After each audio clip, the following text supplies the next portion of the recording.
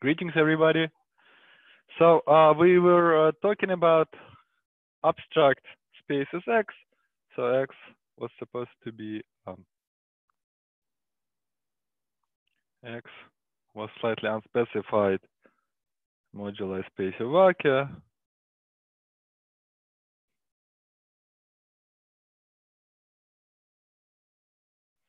And an example of very often moduli spaces of vacuum are described as you have a critical locus of some function phi, and you mod it out by gauge, maybe constant gauge transformation, gauge group.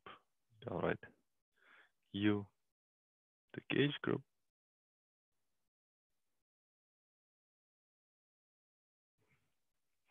And an example of this construction is when you have, so this is compact.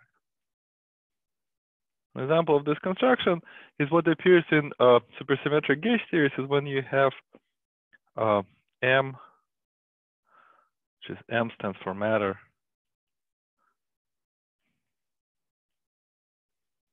This is a symplectic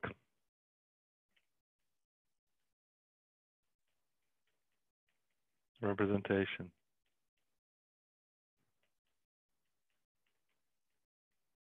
of a maybe complex Lie group. So this is complex, or algebraic contains this. This is a maximal compact subgroup.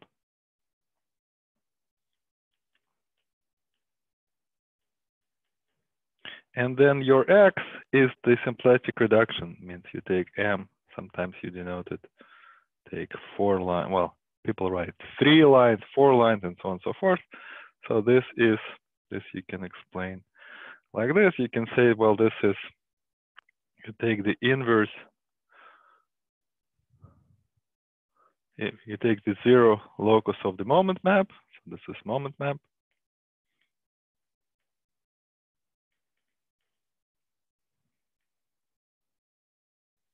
And you take a GIT and you mod it out. Take a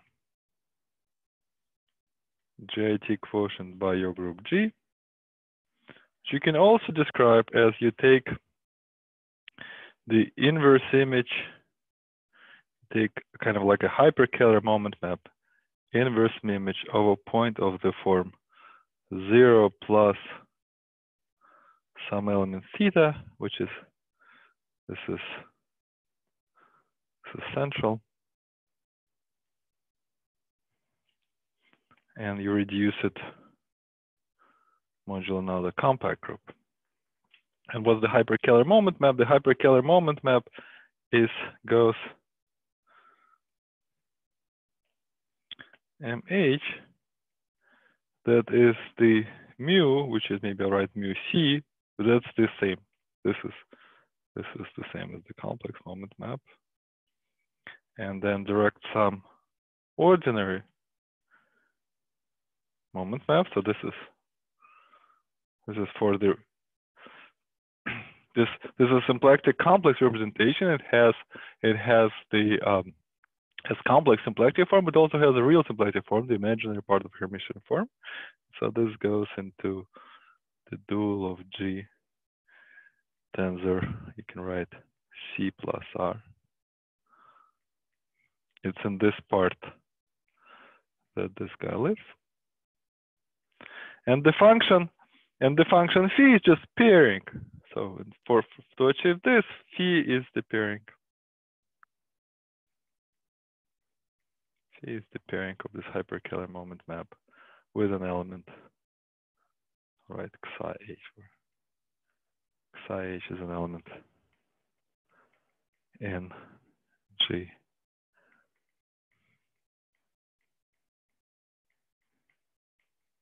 And those are the in supersymmetric gauge theory, these are the superpartners.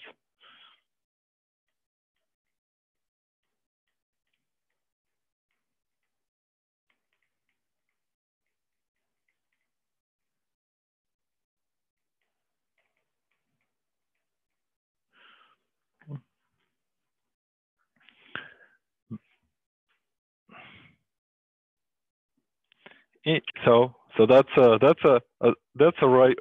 very rich. So this what we're discussing here. This is of course limited, but very rich, a very rich world of examples.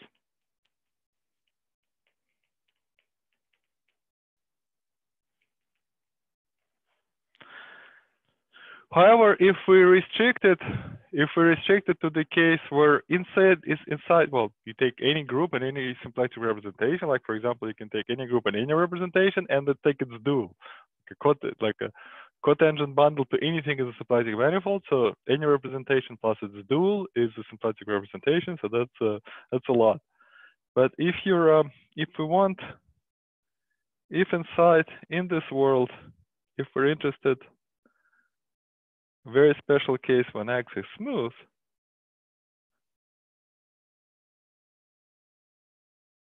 is rare. So and this is this has to do with the fact that this is even if you're stable locus, but so this double arrow means you restrict to the stable locus and you take the quotient by the group G there. So typically in the stable locus, you always have finite stabilizers. So e.g., so in particular, e.g., no finite stabilizers. No stabilizers at all. No stabilizers.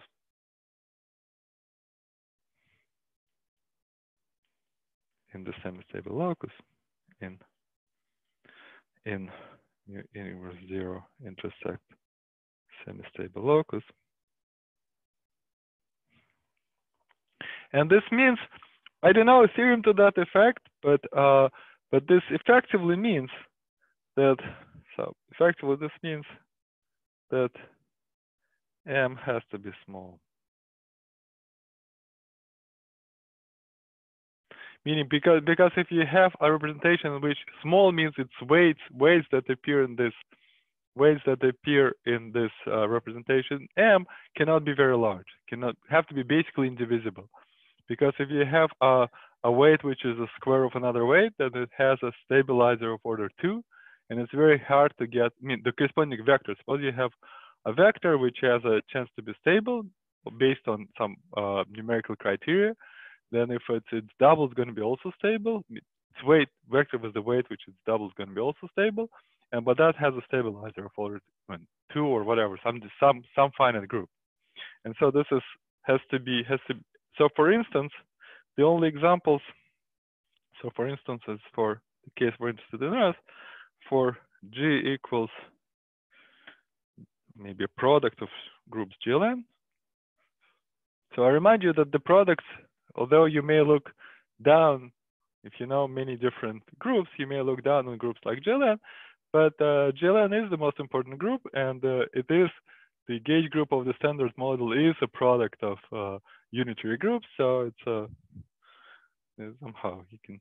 There's plenty of interesting things about GLN. So if the G is a product of G, and we denote maybe some vector spaces on which they act, so that we have the corresponding representations, then the only example that M has to be, then M. So again, I don't know a theorem, but the only example we know is the following. So M could be, what could it be? It can be some number of defining representations. So maybe I'll write it some. So like defining representation is okay, and maybe it appears with some multiplicity, which I denote little wi for a second, and then plus dual. That's one thing. So this is defining representation is not symplectic, but defining representation plus dual is okay. And then another representation is home from Vi to Vj, and then again can appear with some multiplicity, maybe write Eij. Again, this is not a symplectic representation, but if I add the dual to it, that's okay. And so these are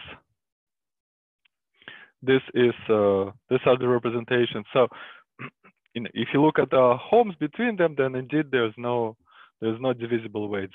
In either case, there's no divisible weight appear among the weights of this representation. So this satisfies this. So every weight there is either 0 or indivisible. And so this is this is good. And the corresponding X is called Nakajima equivariety. This corresponds this gives you a set of examples called, so this gives you X called Nakajima equivariety.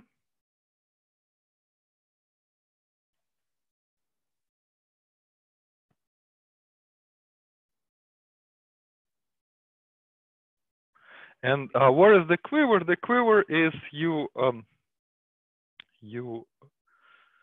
associate dots to factors here, to spaces Vi. So maybe these are Vi, maybe V1, V2, and so forth. And you connect them by Eij arrows. So this would be some number of arrows going between them. So this is E1, 2. And then to record the other piece of data, maybe one can draw like a separate square and put a vector space W there with an arrow here. And the reason to do this is because if you have some multiplicity, it's always convenient to encode this multiplicity as home from some auxiliary vector space W to your vector space Vi. Here, this is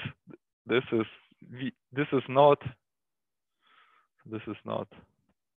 maybe. So this is not acted here.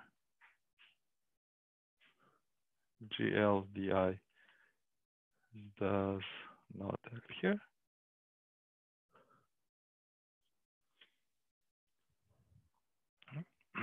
And so this is the data of a dots with the arrows. That's called quiver, because, well, quiver is what holds arrows.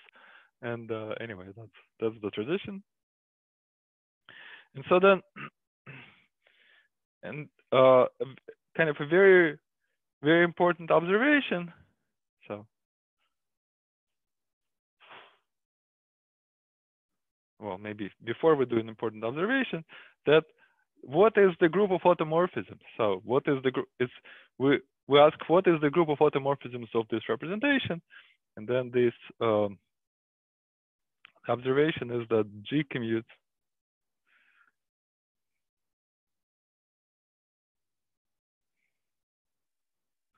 with, first of all, with the product of GL Wi, and also with the product of GL.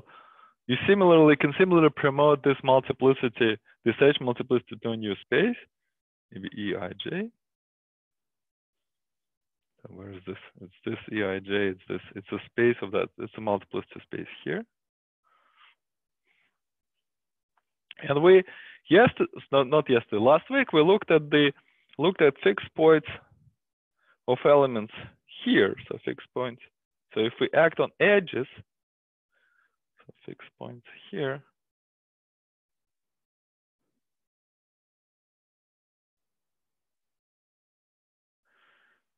lead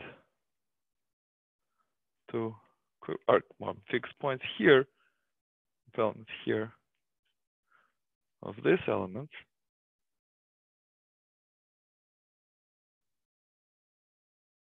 are equivarieties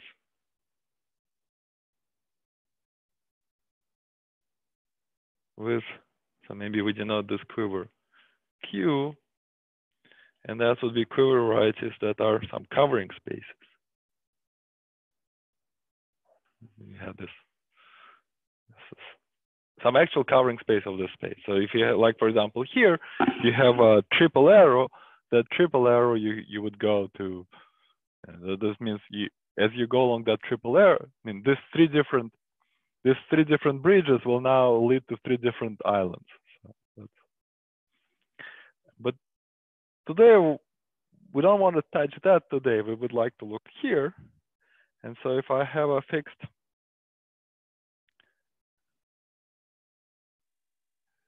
points here, are products of quiver varieties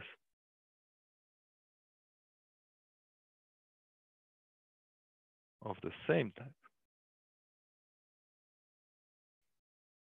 Namely, so how would I describe a torus acting, maybe a one-dimensional torus acting on these spaces, or maybe I'll write the space as each space. So this W stands for direct sum of this WI.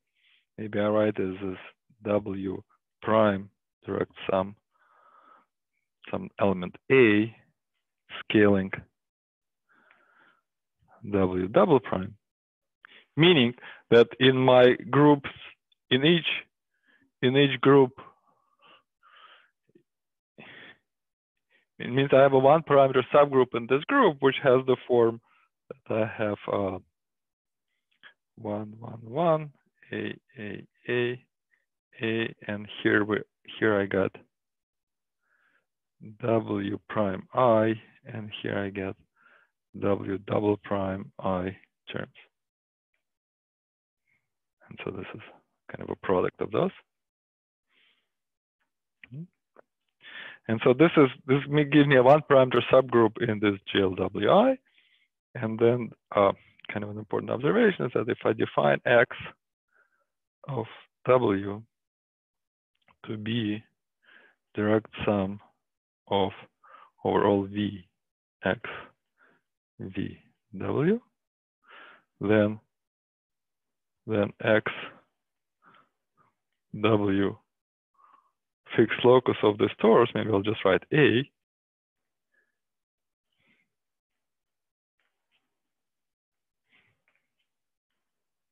I apologize.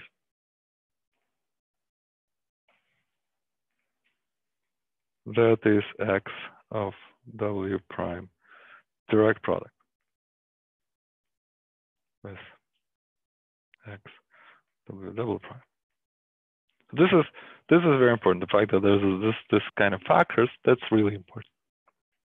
And the example of that, if I have, e.g., when my quiver is a quiver with one vertex and no loops, so then this XW, that is the space TG, well, I'll write W, maybe W, well, it's one number now, so maybe this, and so this is the same as, or K, or over V, I should say.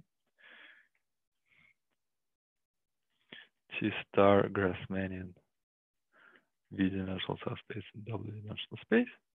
And in which case, for Grassmannians, we observe this, and so this is exact and very similar argument. So this is a very useful exercise. You should do that exercise. Well, if you haven't done it before. And so that means, in fact, that we get a product here means we get R matrices. So we get so this means we get R matrix acting here, kind of R of A.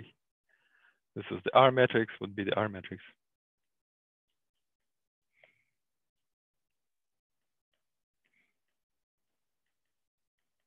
Satisfying Yang-Baxter equations, etc. So maybe I'll reiterate this. In general, we constructed these R matrices. In general, they correspond to some kind of hyperplane arrangement, and they satisfy some sort of braid relations. But that's all that can be guaranteed in general. But if you have a factorization of this type, then you actually get then the chambers you get are actually the chambers which are like the chambers for the Yang-Baxter equation. And so then this means, and the actual Yang-Baxter, and this factorization also means that when you permute, when you act, so maybe by right, it's better to write this. So if I have a two-dimensional torus, A1 plus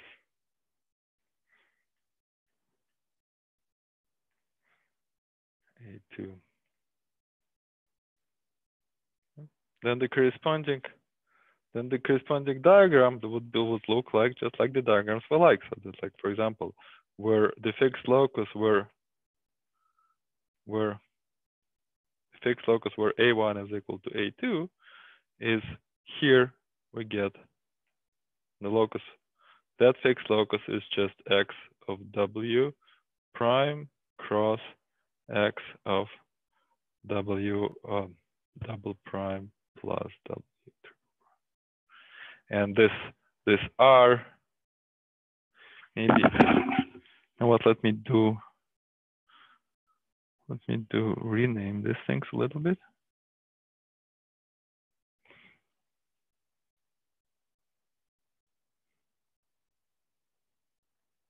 Let me call this guy 2 and this 3. This will be 2 and 3, and this is R23x here.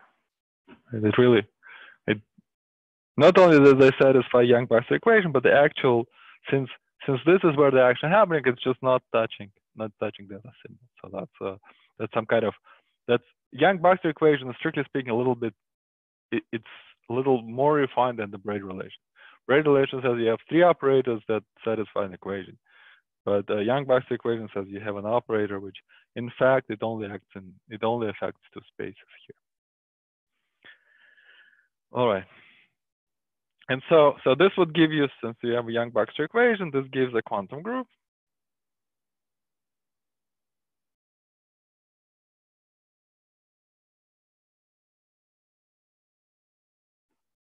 And our goal is to, maybe not prove, but at least discuss, talk about the fact that this quantum group is an elliptic deformation, which is our goal. Should go back to and goal for. Would like to understand this, the following, achieve the following goal, this quantum group.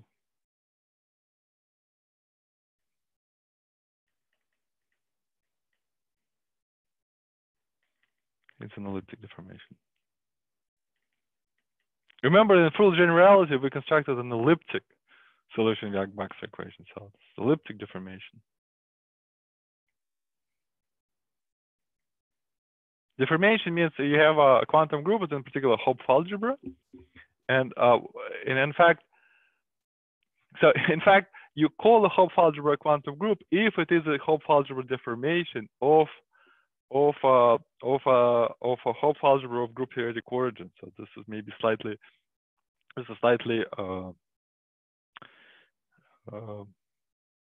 roundabout statement, but it's universal Welpik of loops into some Lie algebra G.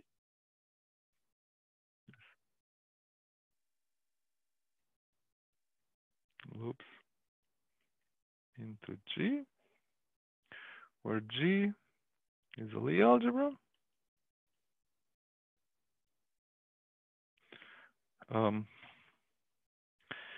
Which has something to do.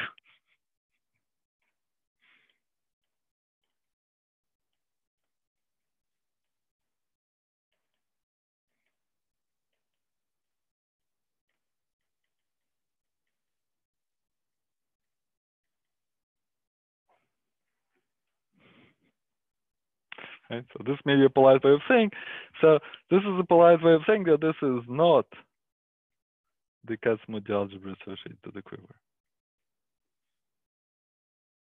And so if you look for early signs of this, this is already manifest in examples. So maybe this is A1 quiver, this is A2 quivers, etc.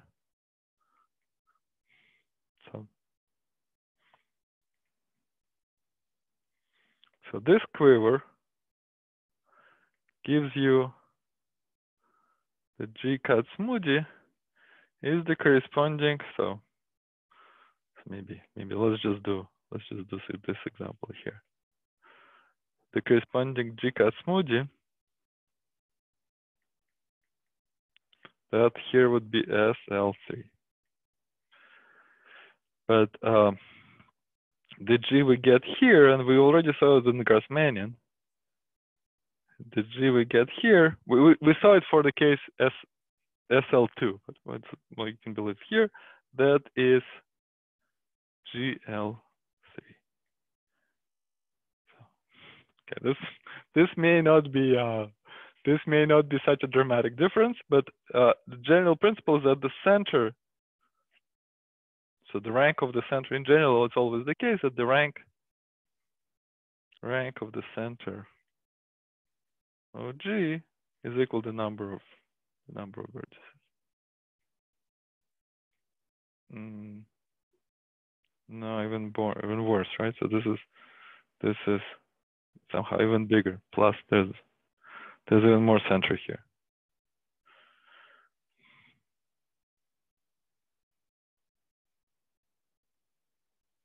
So let's do.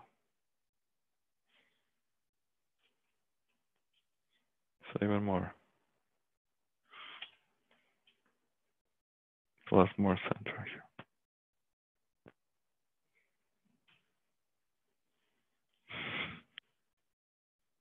So this is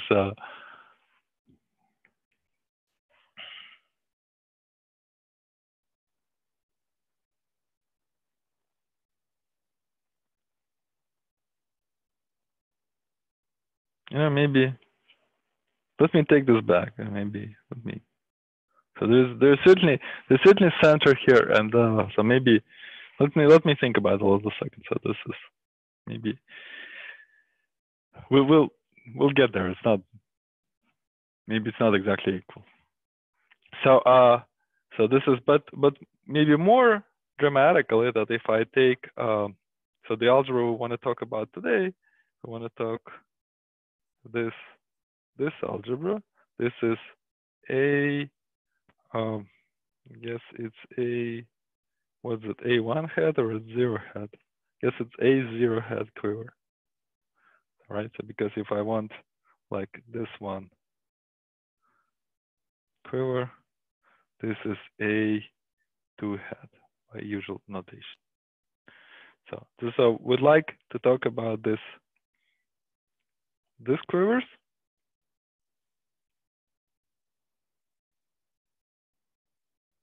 And so this quiver here, so we particularly want to talk about this quiver. This quiver here, the algebra we should get is GL1 head. Well, maybe more or less, depending.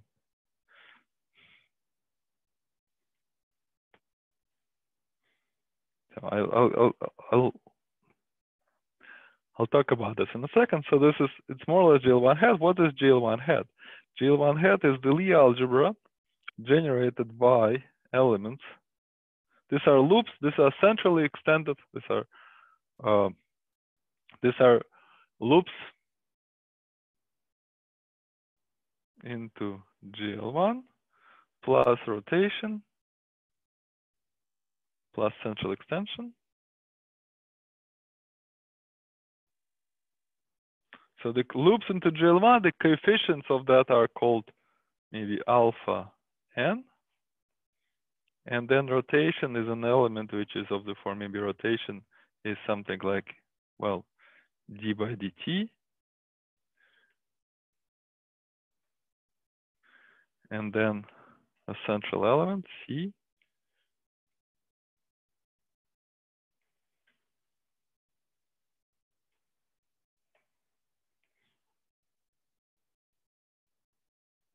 And the commutation relation is, well, are the following, that alpha n alpha m is something like n delta n plus m times c, and then d by dt with alpha n is n times alpha n. And then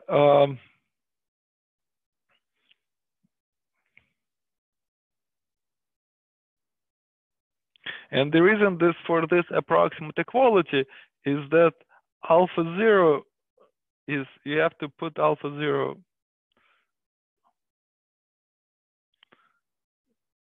this a little bit, more or less by hand.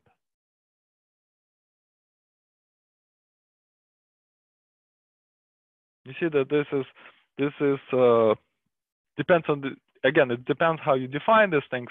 But if you take matrix elements, you're not going to get alpha 0. You have to do something special to put this alpha 0. You see alpha 0 here is central, so it's not a very okay. So while the Kac-Moody here, that will be just generated by alpha plus minus 1 d by dt. So this is a more dramatic difference. So this is finite dimensional algebra. It's infinite dimensional algebra.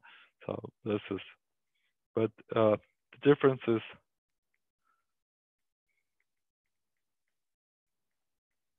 much more dramatic.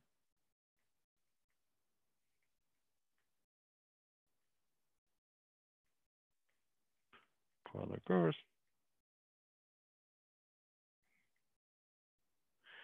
So this is so in particular, I mean, this is much, so this one algebra, this algebra here, it's much bigger than the Kac-Moody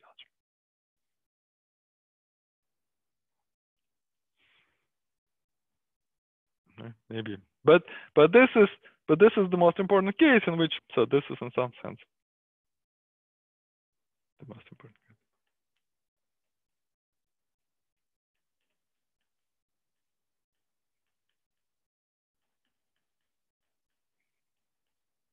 For enumerative application, we have some enumerative applications in mind. This is most important case.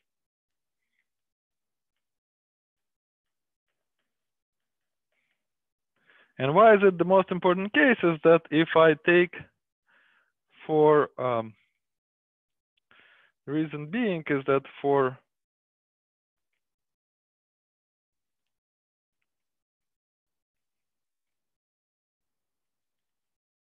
this quiver here, the Nakajima variety corresponding to 1, that is, this is sum over n, the Hilbert scheme of n points in C2, and XR is a modular space, certain modular space, certain sheaf.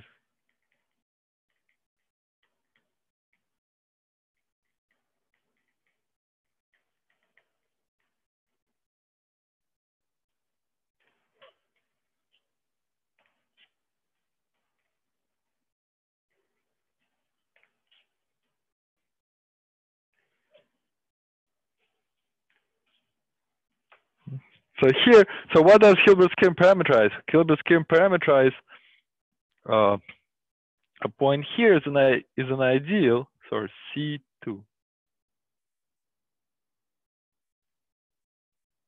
is an ideal in the ring of polynomial of two variables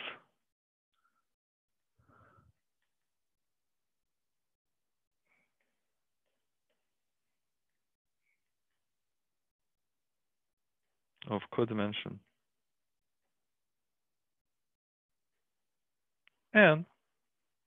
And so it's in particular, it's a module over functions on C2. It's a sheaf. It's in fact torsion-free sheaf of rank 1, and the other sheaves of rank R that parameterize that stuff. So these are the, whereas and similarly for other affine quivers, you get other surfaces, other AD surfaces. So these are the. All right, so now I remind our goal. Our goal is we have some unknown quantum group, and we would like to say that quantum group is a deformation of something we can try to understand. So just go back to the goal.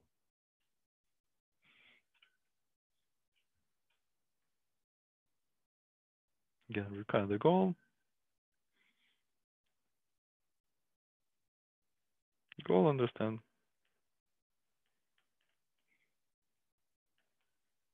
Quantum group.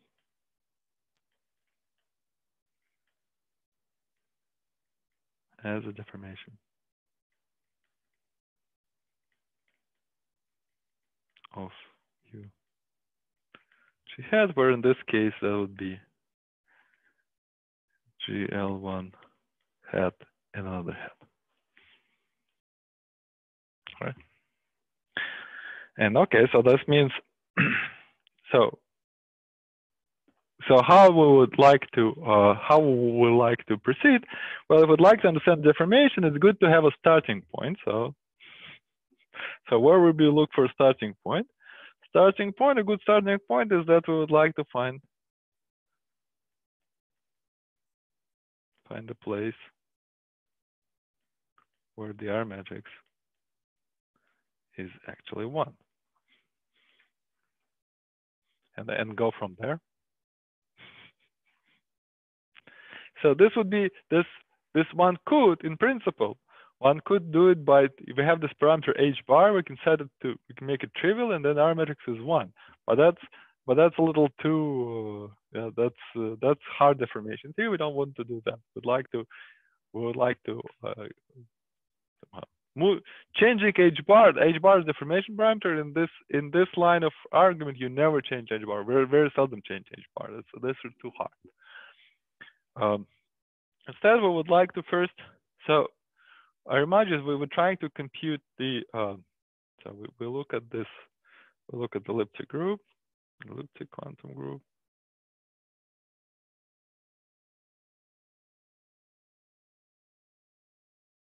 And that is supposed to be, this is supposed to specialize, well, not contain, but no, specialize anyway.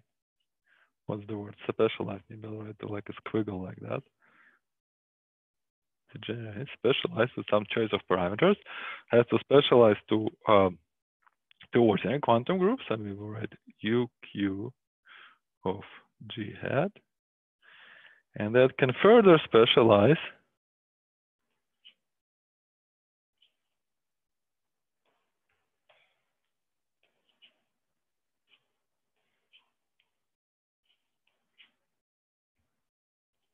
to something called the Yangian,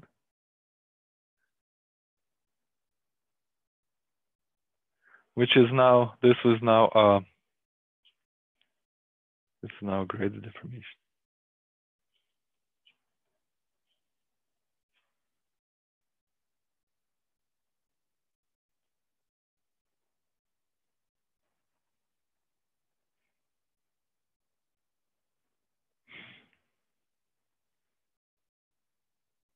This we would like to go down this road. Well, elliptic quantum group we associated to an elliptic curve, right? I mean, we had an elliptic homology theory. It's a curve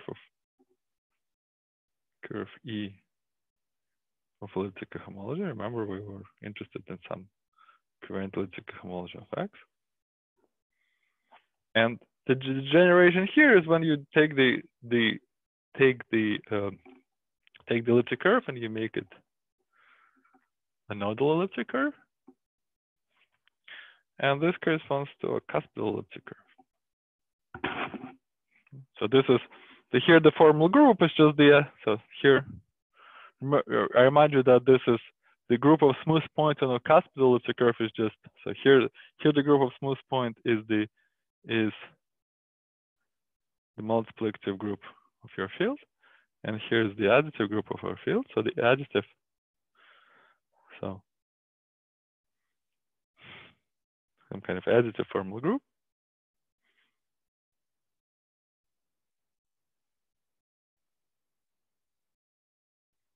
Group, and so this elliptic homology is just ordinary, gets ordinary.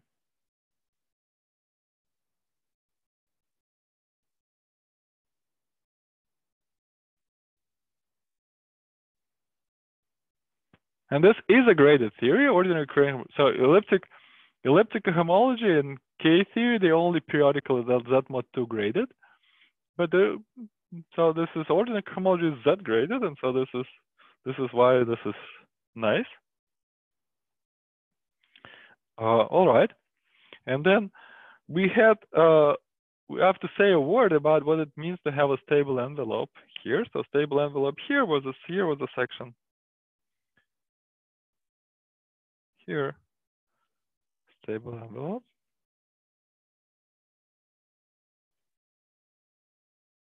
was a section of some line bundle.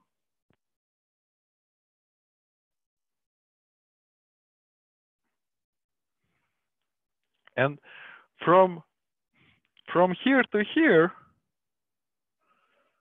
so if you'd like to, if you have a so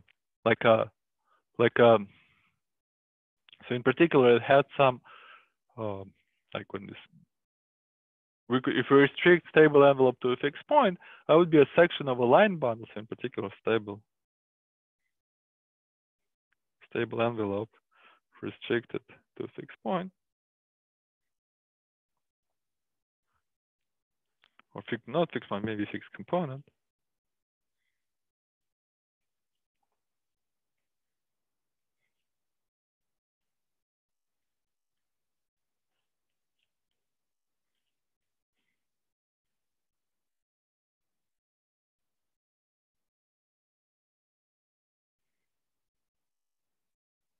Component was inside.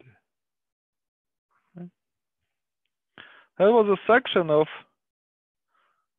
So then you get a section of a line bundle.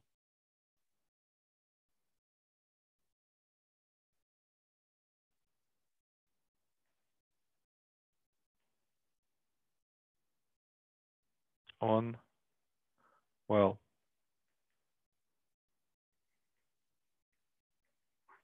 right? So this is how,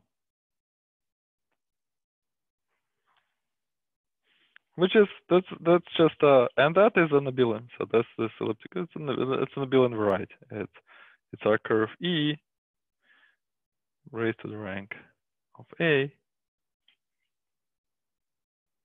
abelian variety.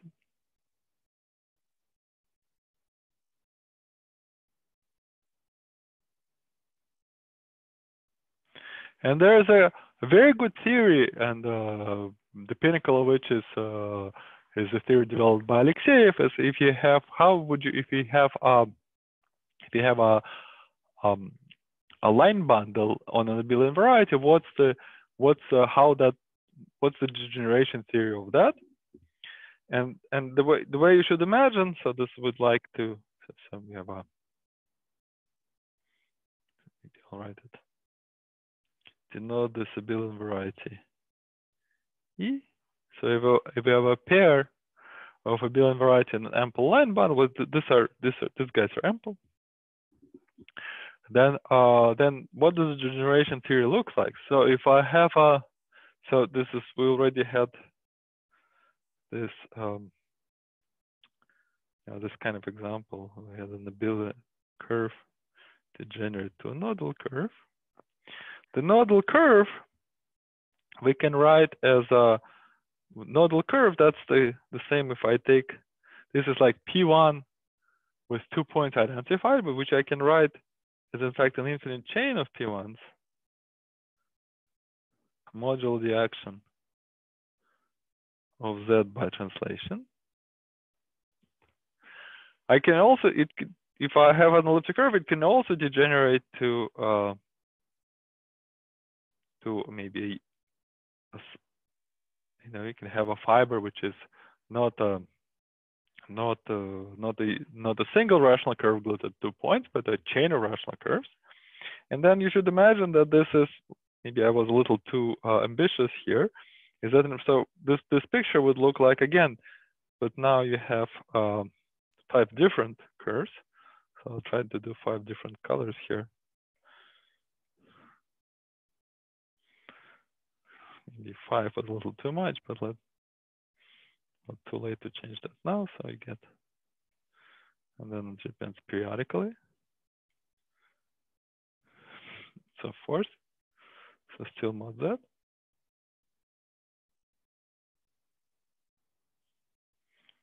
And the point is that the line bundle here, it might have, if I have a line bundle S, this S might have different degrees on this components. When you restrict it to the center fiber, this have different size.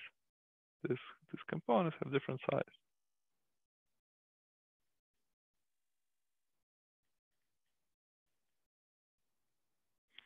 Size according to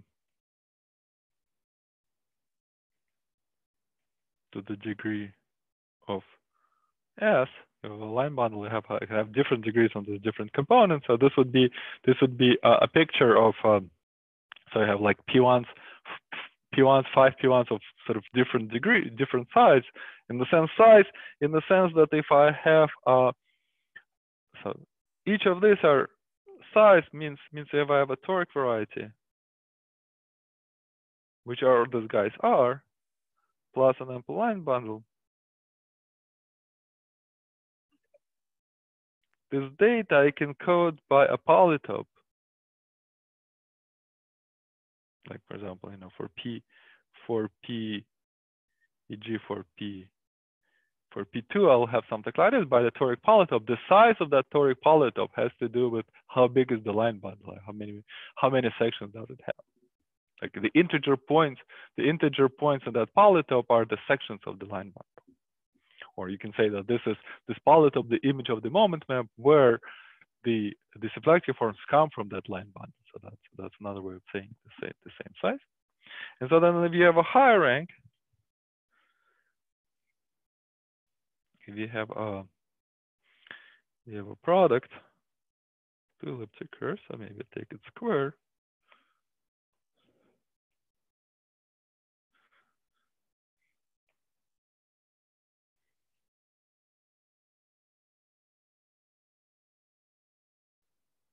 Well, that can now degenerate.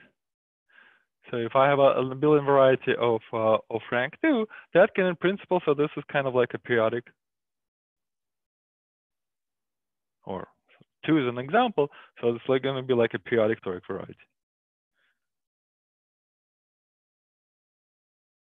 So in terms of this polytopes, this would be like a periodic tiling of, in this case, a plane. So this might look something like this.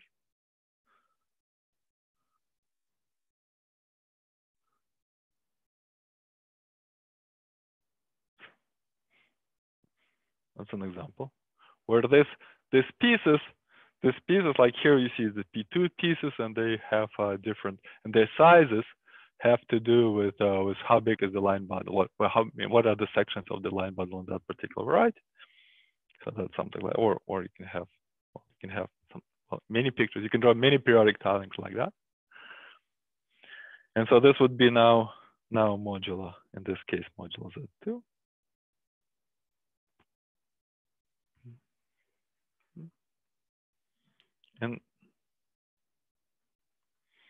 And the way you should think of what would that correspond to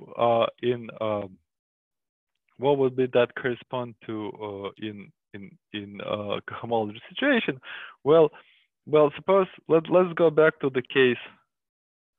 Let's go back to the case when the rank of my torus is 1. Let's just go back to that case. Then what is this elliptic? What is the elliptic homology, the current elliptic homology of X looks like? Well, this is my, let me draw. So this is actual torus. I think of this as, so I'll now draw a kind of a complex picture. This is E, which I'll write, think of this C2 modulo lattice. And in that lattice, there's various finite subgroups. Maybe I'll draw one of them. So this is this E here. That's elliptic homology of a point, and it contains, so here maybe points of order 3, E3. That is the elliptic cohomology of the groups of, so this is my A is just C star, contains many different groups. Like for example, it contains a group of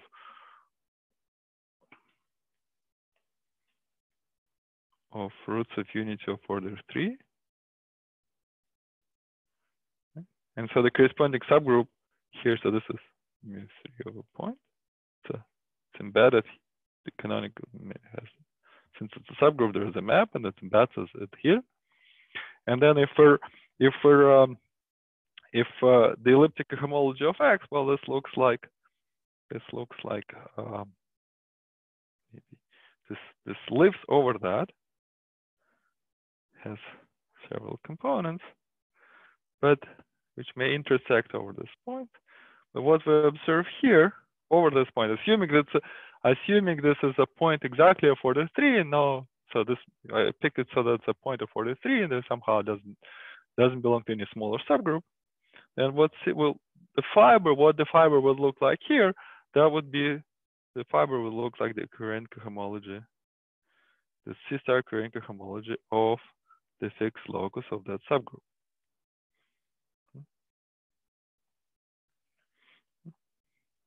And now the degeneration we're discussing here is when this degeneration is when this one of the periods of this lattice gets really, really long, and so then you get something like that. And then eventually this, you should think of this as becoming a chain of P1s. So it's one P1, another P1, and another P1. And this would be modulo Z. But then what sits here, since this would be what would sit over this part, will look like a covariant K-theory of X. While what sit on this part will look like, well, here, all these points are already points of order 3. Here I have a point 1 on which is of order 1. But all these points are already of 3. So that would be over here, I'll get the current K-theory of that fixed locus. This sort of thing. And then repeat it. So this means in this degeneration, the degeneration to the K-theory is you see this kind of all this kind of bubbles. These bubbles reflect all these pieces reflect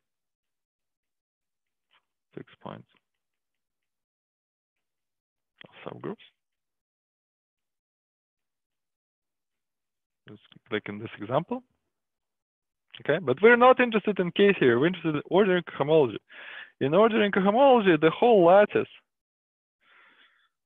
So this is less studied thing. In ordering cohomology, degeneration to ordering cohomology is bad in the sense that it's not. It's you send a lot of stuff to infinity and you have little control there, but you can certainly do that. And so in cohomology, you should imagine that this is, you just get one. Maybe I'll put the origin with different. So this is supposed to be my origin. Get just one. Over that sits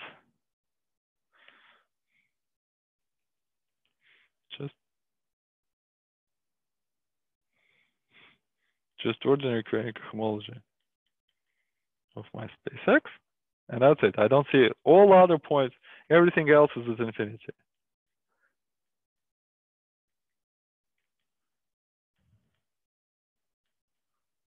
Escaped to infinity. So it's not from point of algebraic geometry. It's not. I don't think it's such a nice picture, but we can. But for our purposes, that's that's what we want.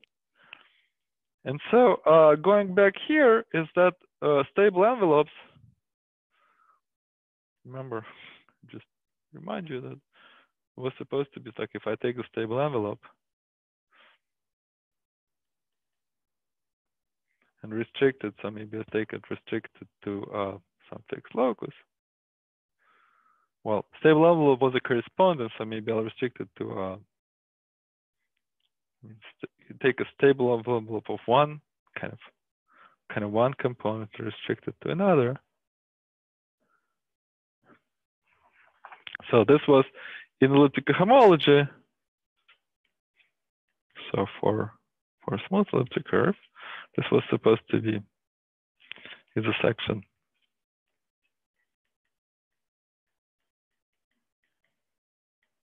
of some bundle S. Okay.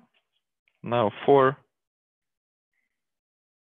a nodal elliptic curve, we discussed, well, what happens to a line bundle in abelian variety when you degenerate to kind of this nodal degeneration. That means you go to a bunch of toric varieties, and what does it mean for a toric variety to be a section of some line bundle? It means, well, we discussed the sections of some line bundle are monomials that fit inside. So since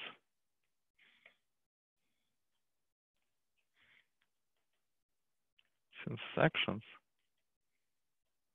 are monomials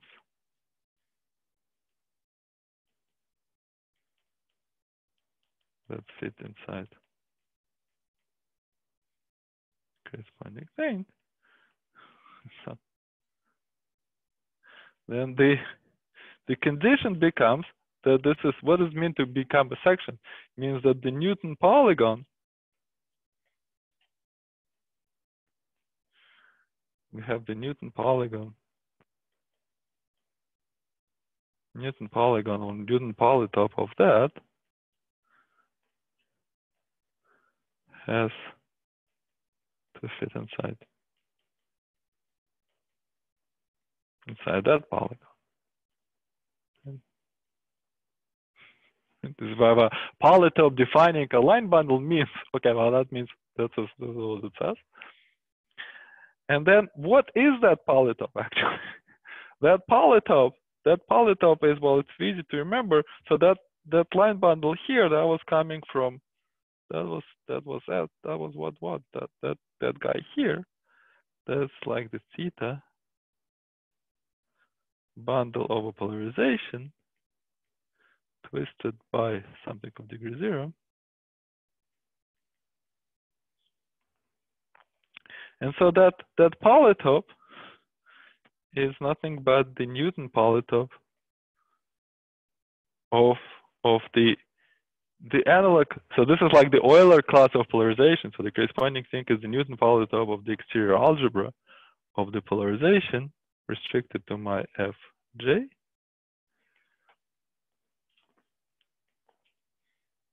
Maybe I'll write this more clearly.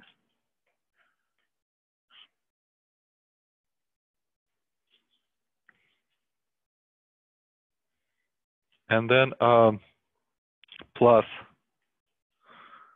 so this polarization plus a shift. That thing comes from here.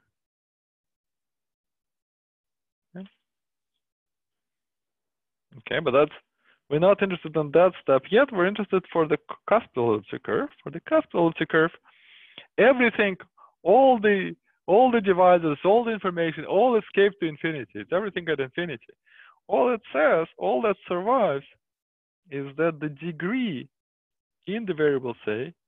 So this is, previously you had some polytope, means you control degree in a sense that you have some Laurent polynomial.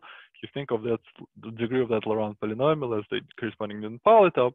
But here you get that the fact it's just a degree, just the plain degree. There's nothing else. You have you degenerated to just a flat space. You everything at infinity. The only kind of like there's one divisor at infinity, and that's you measure with respect to that divisor just ordinary degree. So the degree in the variables A, that degree there has to be simply less than the degree in the variables A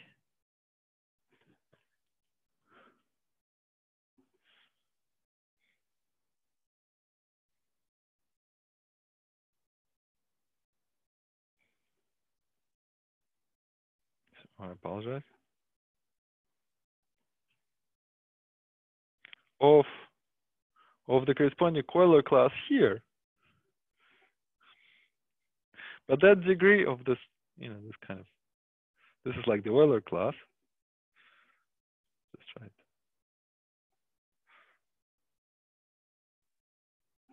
But what's that degree? The equivalent Euler class is just a product of weights, and every weight is a linear form. So this is corresponding Euler class. Maybe I'll just write here. So if you have an Euler class, it's a polynomial of degree, which is inequivalent variables. It's just a product of linear forms, so that you get one linear form for every element in the rank. So it's just the rank of that. So this means this is the rank of the non-trivial part of the polarization. This just means 1/2 of the codimension of the fixed locus. Okay, so this is a very simple conclusion. So this is super.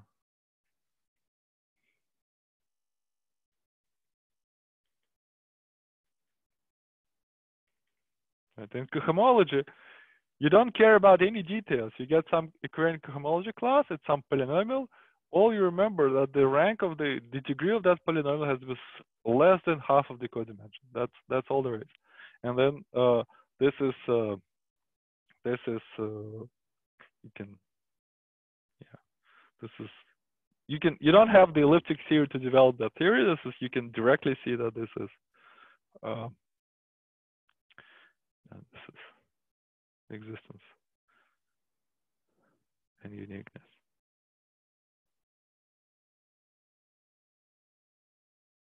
For stable envelope.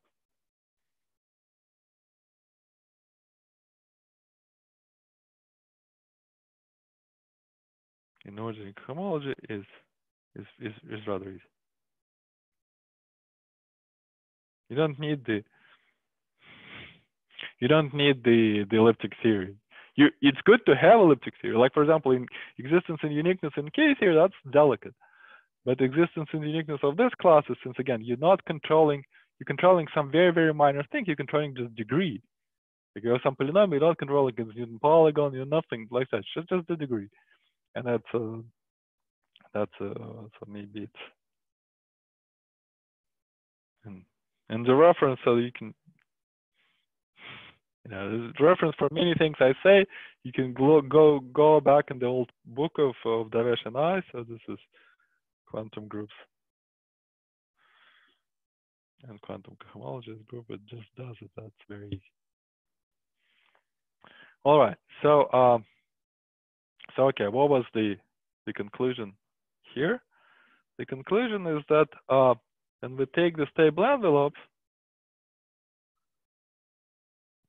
so the stable envelope, that was some kind of block triangular matrix. We'll just draw it like that.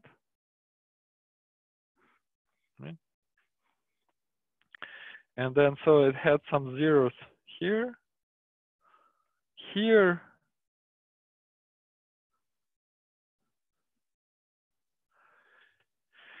its degree on the diagonal, its degree is exactly equal to 1/2 of the codimension. And in fact, we computed what sense of the diagonal. On the diagonal, we get this Euler classes, right? So we get this stuff. So we get, so we always draw this picture. So if I have a fixed locus, and these are the attracting directions, maybe call them WI, and then there's a repelling directions, which means now in cohomology, it's good to write weight additively because it's in cohomology your current variables are variables in the Lie algebra, and so the weights of that are linear functions. So maybe we'll write weight additively, and so that means the repelling weight will be minus Wi minus h bar, which h bar is additive thing, and so that in fact is equal to, in fact, this is plus minus the product of this Wi plus h bar, which is the Euler class of the normal bundle that has each of this is a linear form. This is a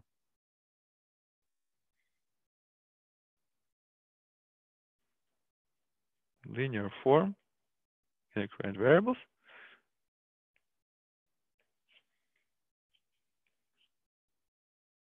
And so the degree of that is exactly the number. Each of this is a linear function, so this has degree exactly 1/2 codimension. And here the degree is less.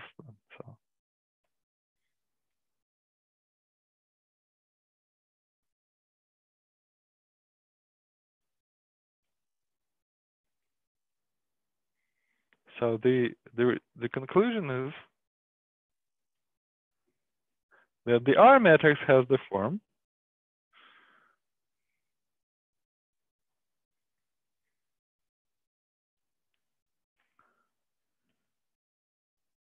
look at the R matrix.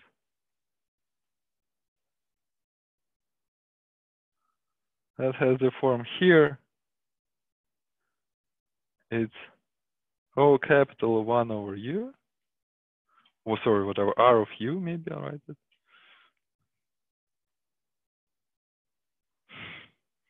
Because you have to. Whereas here, I should write, well, I don't know. I mean, I usually for elements for arguments in the R matrix written additively, I tend to use U. Whereas here, off diagonal, you get maybe 2 for consistency. Whereas here you get product of this kind of typical expression. On the diagonal, you get things which are kind of like Wi plus h bar over Wi plus O capital 1 over U.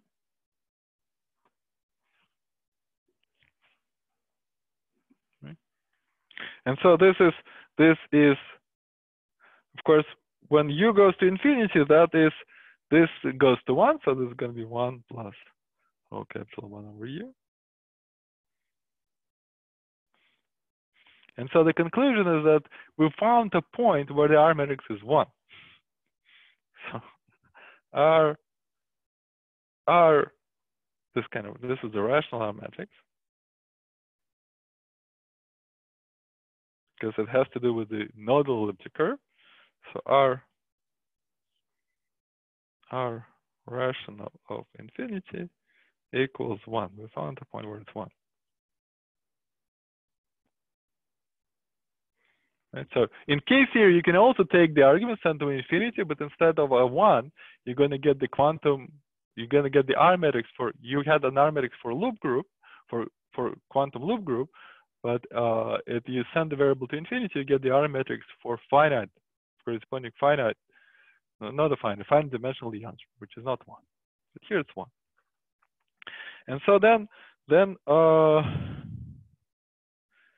if it's okay, then that means we can expand it in a series. So it's always, if you found a point where something is trivial, then the next thing you do is you expand it in a series. So that means you take R.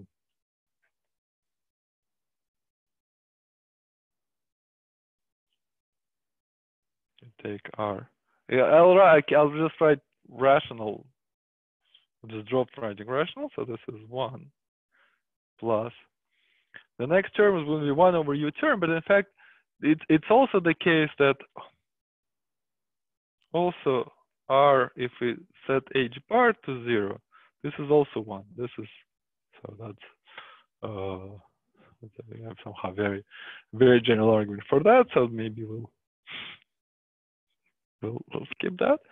And so that the 1 over U term has to be of the order h bar. So this is 1U times R plus so forth.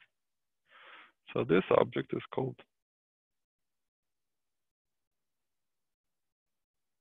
classical aromatics.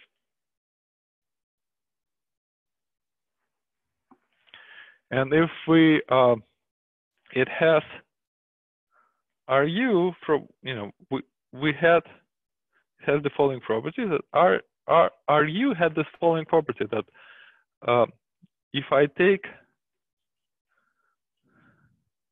so when I say order tensor product somehow, right? I usually mean that what I take, so this is geometrically, if I take the fixed, maybe let's go back. So we had a fixed locus, it's a product of two things. When you write the Yang-Baxter equation, you have to order these two things. And you order them, okay, you can use, what can you use to order them? You can use which is attracted to which, so something like that. And so then, but this means that if I take all of our matrices have the following property, that if I take U and I replace it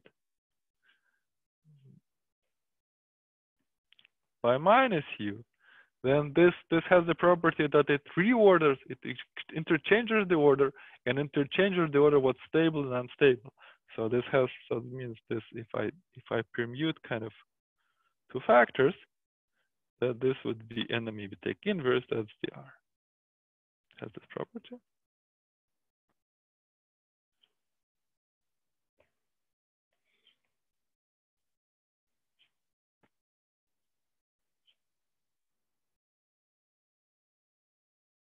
Again, as I said, this is because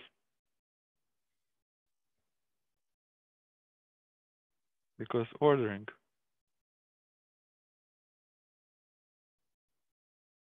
factors depends on convention. And so if I like I said, this is what is upper triangle, what is lower triangle depends on conventions, and so this would be if you change the sign of your covariant variable, this convention is exactly flip, and so that leads to that. And so this means this means that R is symmetric.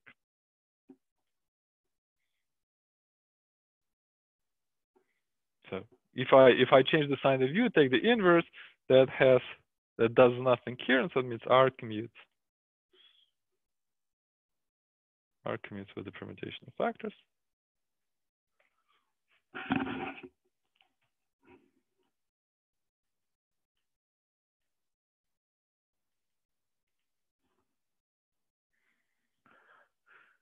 And then, so it's one property. The next important property is that the Yang-Baxter equation, this implies, if we expand it out, so Yang-Baxter, remember Yang-Baxter equation, that was have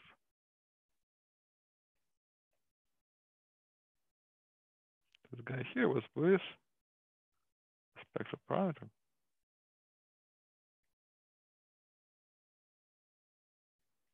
Means that dependent on U.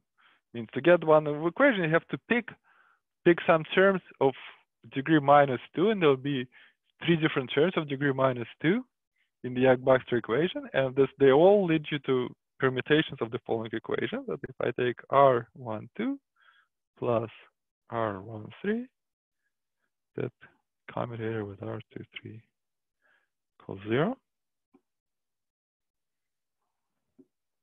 and symmetric.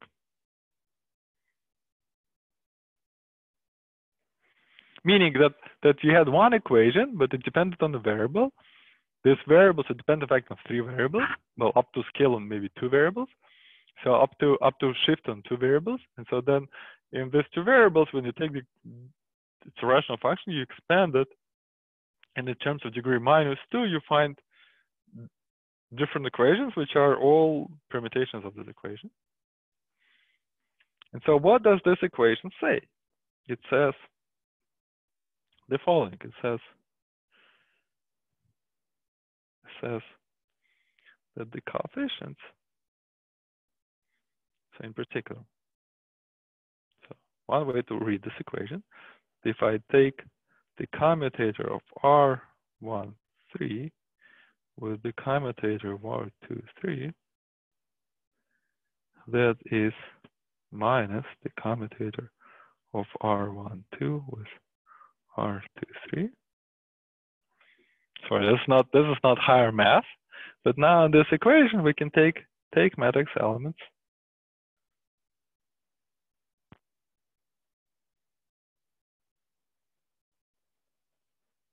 in 1 and 2, and so they get operator in 3, and so then you get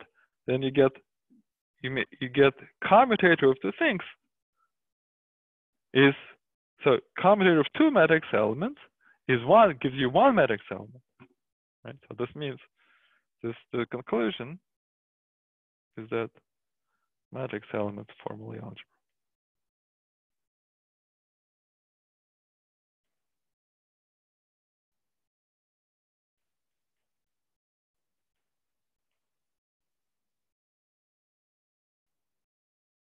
And that's the Lie algebra 1. So that's okay.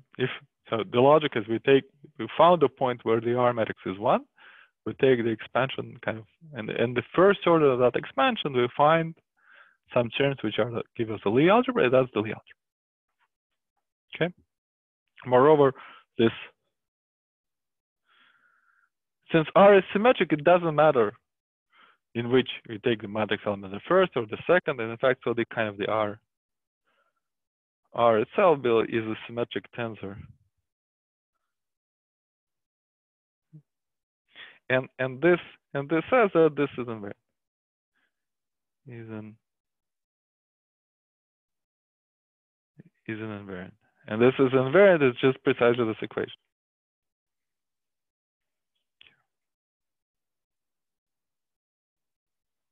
Right? Because that says, okay.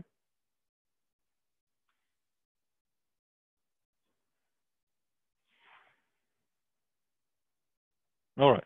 So now we as usual run out of time, and there's so many things I want to say. We need to say about this Lie algebra, but we won't be able to say them all today. But I will add this in the last 10 minutes or so. I'll introduce a kind of a really important notion, is that all this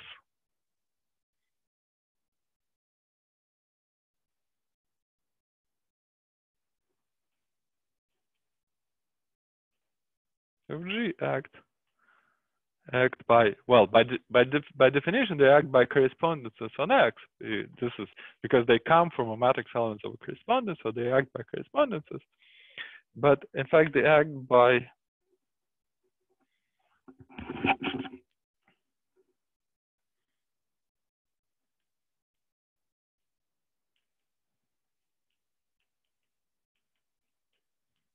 Steinberg correspondences.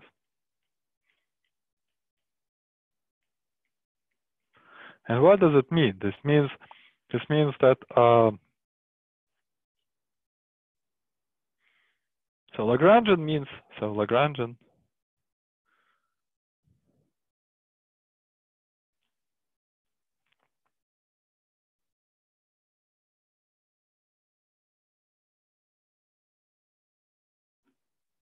no, sorry, so this is, sorry, this is that's wrong. What I said is just wrong. So let's just erase that. Sorry, the matrix R itself. So maybe this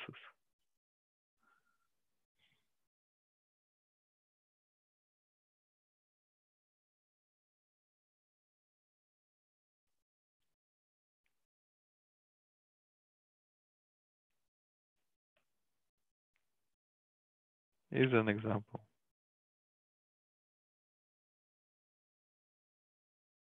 of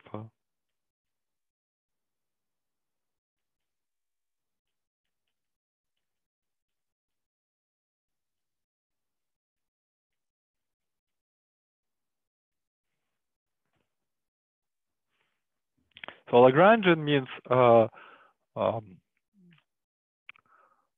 Lagrangian means it's what it's given by Lagrangian in the product. So this it's a correspondence between them. So between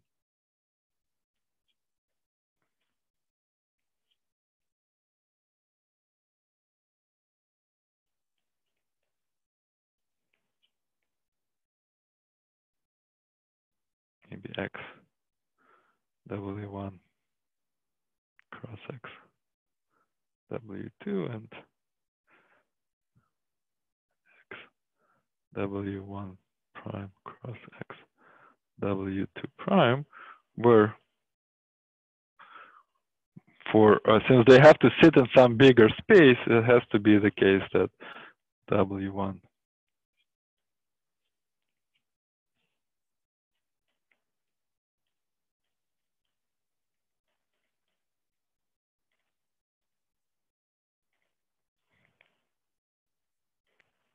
right? So this is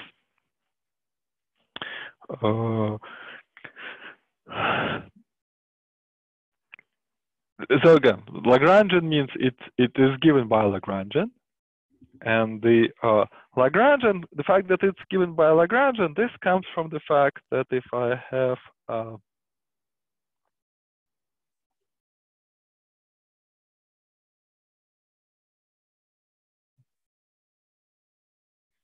this comes from the fact that if I have a fixed locus, and if I have that, well, that my stable, this comes from the fact that stable envelope is Lagrangian correspondence. So start with this attracting manifold that sits to the submanifold in X across the fixed locus, and that is Lagrangian. And you construct the stable envelopes, if you construct it directly in the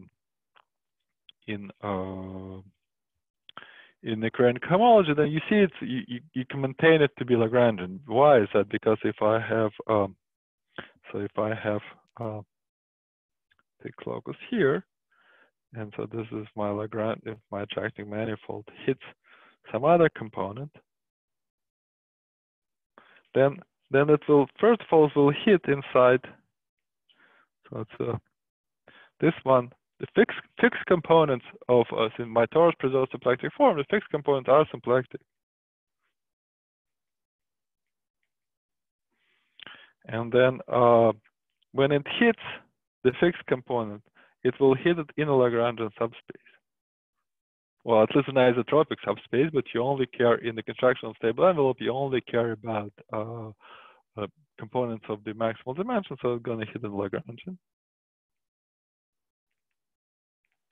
And then if we take an attracting manifold of these Lagrangians, we keep maintaining the Lagrangian conditions. So anyway, stable homological stable envelopes, they have a Lagrangian support. It's kind of that. And Steinberg means a Steinberg correspondence. Maybe call it Z.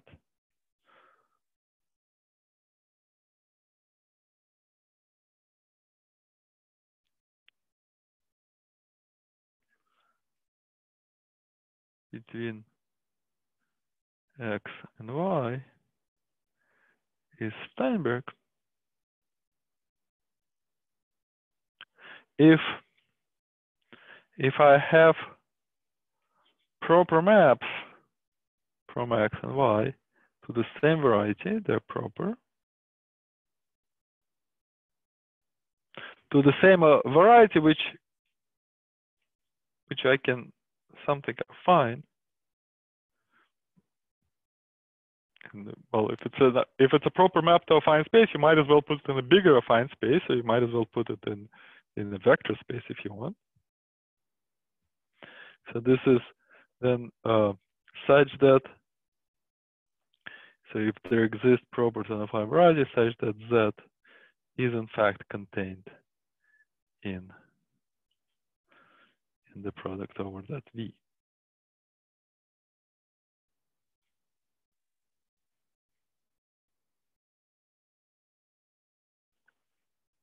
Effective grammar such. It's clear that since the stable envelopes, if there's so where is that where that comes from this side? This side comes the fact that if I have so I have space X, so this is a GIT quotient.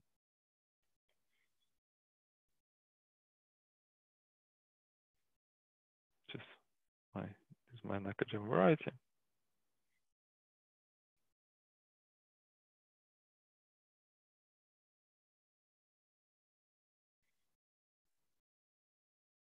That has what's a GIT quotient means? So there's something quotient of something by the group G means it's a approach of some graded algebra, maybe call it Rn,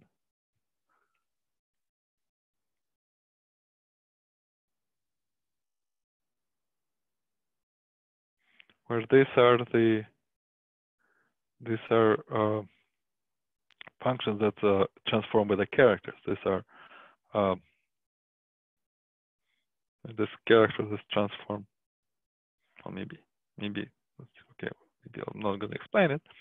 And then this maps to just the spec of R0, which is this is the algebra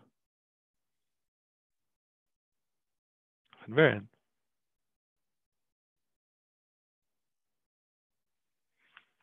So it's a this is affine, and this map is projective. So so this is my R matrix. This was coming from all stable.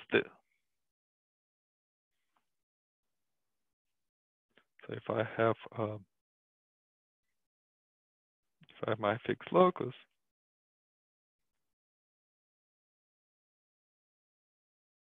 which I can just embed inclusion to X, and then I can project to here. We'll denote this X naught. So this is affine, and this map is projected. And so this means it map being projective means that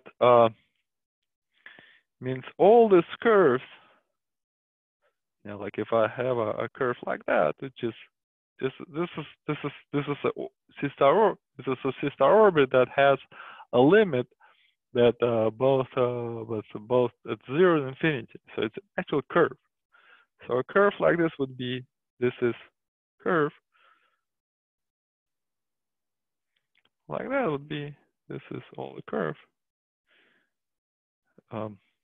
Any curve, any complete curve is contracted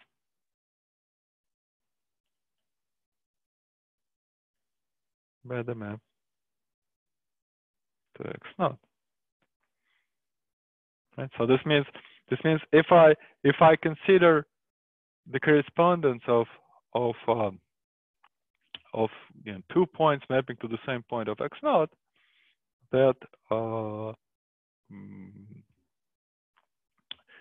stable envelopes preserve that correspondence means they satisfy. This implies this quantity. This is right? Because if I have these 2 points, this point and that point, will map to the same point in X naught, because a complete curve in X naught has to be contracted to a point it's an affine variety. Okay.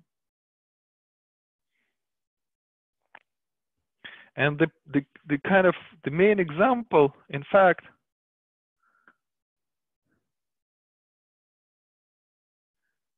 In fact, Nicodim varieties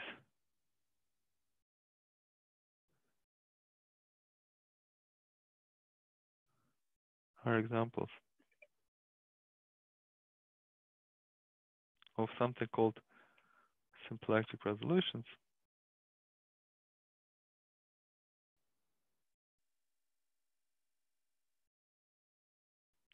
in which that map IE, most importantly, that map from X to X naught is birational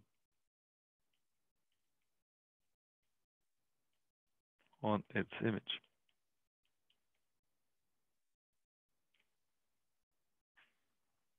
And for such X, there's a general theorem that if I take X cross, like kind of a universal thing, that is, well, it's obviously this is called the Steinbeck variety.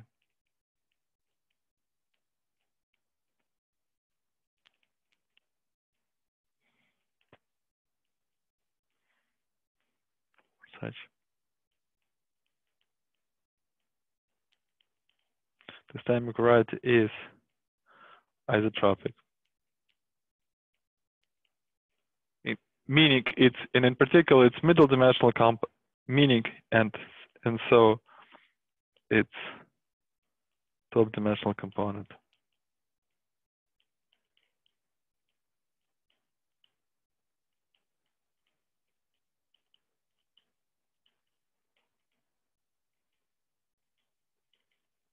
So the fact that something is Lagrangian, it's in this line of work, very often something is Lagrangian that is an automatic consequence of something else, which is slightly surprising, but true. So if I have so maybe so the general theorem says if I have a sympathetic resolution, and if I look at the Steinbeck variety, means you universal affinization, means just X naught, and you look at pairs of points that fly over the same point in affinization, that stuff is isotropic, means if it means its dimension is at most IE. So in particular, this dimension of the Steinbeck variety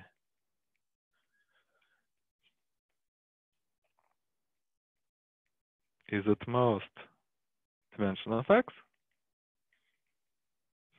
in particular.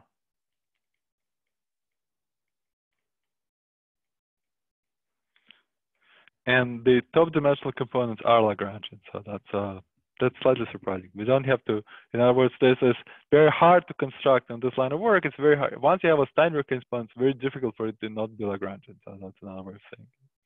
So the fact that it's in fact Lagrangian, it's very often Q for free.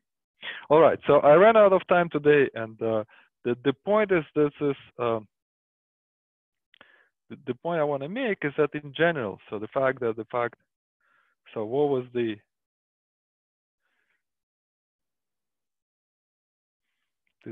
maybe I'll just say the point I was trying to say, that copy.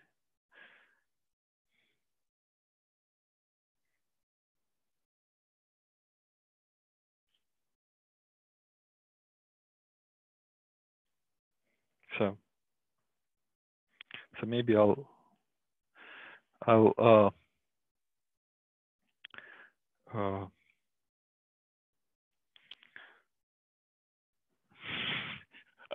sorry, bear with me 1 sec. So remember when we had the coproduct, one tensor coproduct, the equation from last time is that was something like R12 times R13. And so this means that if I take the 1/u coefficients, then take the R matrix, then so take 1/u coefficient at infinity, this is 1, so it's going to be R12 plus R13. And so in particular, it's symmetric, right? So this means, so commutes not only with R23, but in fact with R23, right? Which is the permutation of the factors is going to give you the same thing. So in fact, so this is in fact another way to prove this equality. And so, but this is, I say, this is general feature of Lagrangian dynamic correspondences.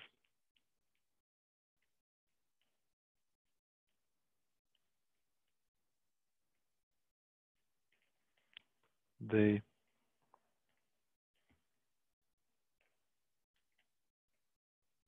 in general intertwine aromatics.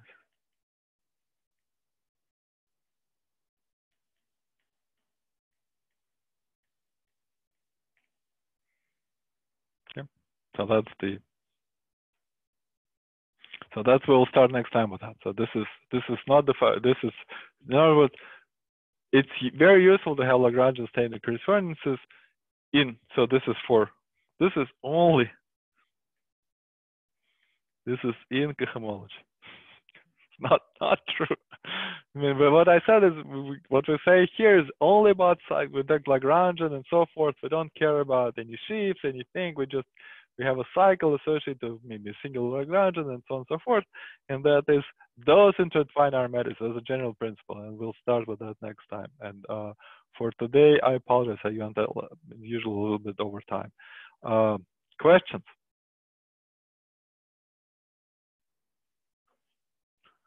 Okay, so let's see this. I did not understand, like in the middle of your talk, you were talking about some like toric variety, and I did not understand how the toric variety appeared. What was its role? The toric variety appeared. It's the when we have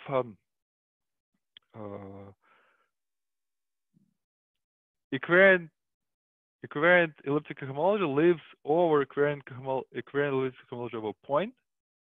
That is which is a abelian variety. In the degeneration to K theory, that abelian variety will break up into a union of toric varieties. And those toric varieties correspond to K series of various, those toric varieties correspond to K series of fixed points of different subgroups of your group. And then the fact that you had a section of a certain line bundle, this, in terms of this toric variety, will say that if I now restrict to the corresponding logos and so on and so forth, then it has to, I get a Laurent polynomial whose Newton polygon has to fit into some other Newton polygon. That is the condition of being a section of a certain line bundle is translated into condition like that. But maybe I didn't, like you said that abelian variety degenerates to toric, but what's about the case when it degenerates to like chain of P1? Then it's not like reducible toric variety. So, and you wrote something like P2 in. So what? Well, what I mean is that when I said the periodic toric variety, I mean it's a. So maybe let's go back to this. Let's go to this.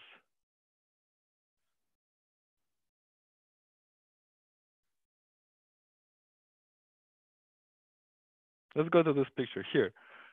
Maybe before periodic, you wrote P2 triangle and P2. Yes. What did you mean? Well, I meant that here I draw a bunch of lines. These lines, you should think of them of this being segments representing P1, right? This is a chain of P1. It's an infinite chain of P1. Each segment represents one P1. So now in higher dimension, instead of segments, you're going to have a polytopes, and they represent some toric variety. Like this picture here, this is some periodic arrangement. Periodic in the sense that some infinite gluing of toric varieties according to the diagram presented here. And so the three kinds of varieties, maybe two triangles and one hexagon, and two triangles are P2s, and a hexagon is like a P2 blown up at some point.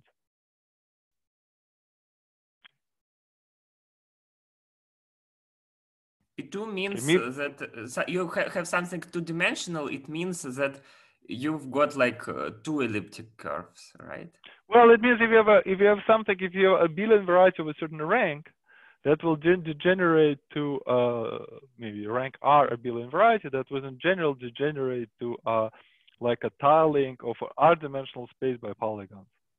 Okay, thank you. This is this Alexeyev theory. You should, I mean, it's beautiful. You should, it's kind of a beautiful theory. Yeah.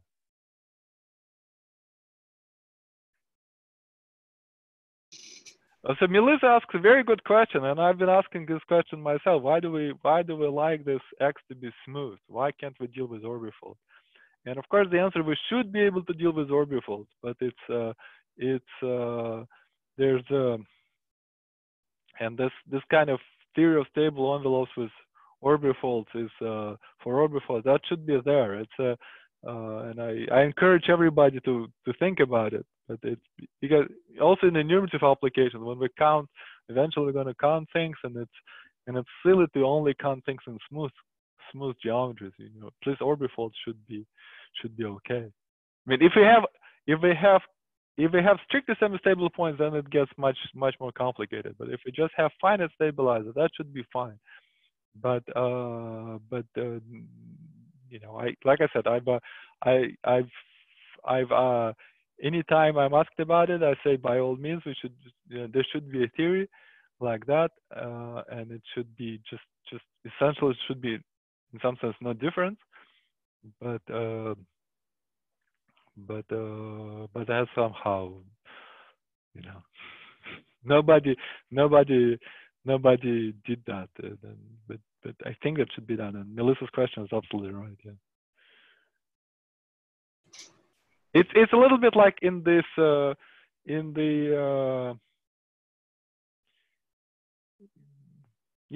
in this other things that people like to do with symplectic varieties, like quantize them and so forth. Also, their orbifolds shouldn't be an issue. But again, also that theory is people didn't study. There are many different things you can study with sympathetic resolutions, and I think it's a lot of them should also work for orbifolds, but somehow people don't do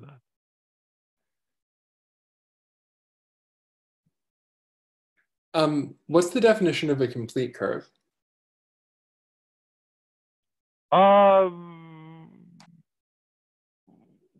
Okay, I mean, here you can just say projective, yeah. But complete means there's some definition in algebraic geometry for what means for varieties to be complete. But and in the end, it's more or less equivalent that it has no functions. But not right. But there's some definition of an algebraic geometry what it means to be complete. But here the curve is just P1, and so it's clear that if I have a actual P1 in the P1, there's not P1 in a fine. If any map for P1 to a fine algebraic variety is a map to a point. Okay, thanks. Other questions?